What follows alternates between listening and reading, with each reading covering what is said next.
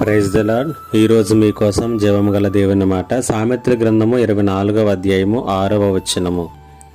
వివేకము గల నాయకుడివై యుద్ధము చేయము, ఆలోచన చెప్పువారు అనేకులు ఉండుట రక్షణకరము.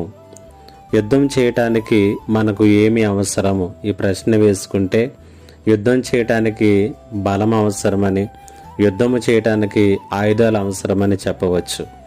యుద్ధం చేయటానికి బలము, ఆయుధాలు అవసరమే, కానీ వాటితో పాటుగా వివేకం అనేటువంటిది అంతకంటే ఎక్కువ అవసరమని దేవుని యొక్క వాక్యము చెబుతుంది. ఎందుకంటే యుద్ధం అనేటువంటిది భీకరమైనటువంటిది కాబట్టి దానిని విజయవంతంగా ముగించాలంటే బలముతోనూ ఆయుధములతో పాటుగా మరో 2 విషయములను కూడా మనము గ్రహించాలి.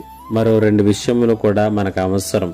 24వ సామెత 6వ చరణములో అంటున్నటువంటి మాట ఏంటంటే, వివేకము గల నాయకుడివై యుద్ధము చేయుము అంటున్నాడు. కాబట్టి యుద్ధములో వివేకం అవసరం. యుద్ధ తంత్రాలు, మెలకువలు, గెలుపుకు సంబంధించిన వ్యూహ రచనలు ఇవన్నీ కూడా అవసరం కాబట్టి వాటికి వివేకం కావాలి. రెండవదిగా ఆలోచన చెప్పువారు కావాలి అంటున్నాడు. అనుభవజ్ఞులైనటువంటి ఆలోచనలు.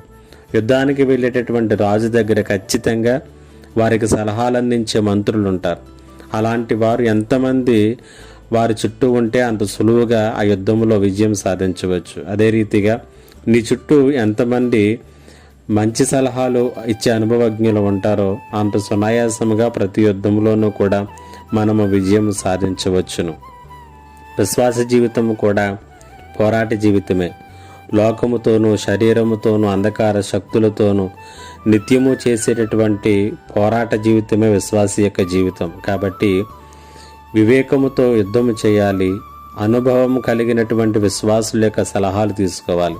అంతకంటే ప్రాముఖ్యముగా ఆలోచనకర్త అయినటువంటి దేవుని యొక్క సలహాలు తీసుకుంటూ ఆయన యొక్క సూచనల కొరకు కనిపెట్టుకోవాలి. అప్పుడే పోరాటంలో నిలవగలం, గెలవగలం. పోరాటాన్ని వివేకముతో జరిగించి జయాన్ని పొందగలం. అటువంటి జయ జీవితమును దేవుడు మీకు అనుగ్రహించునుగాక.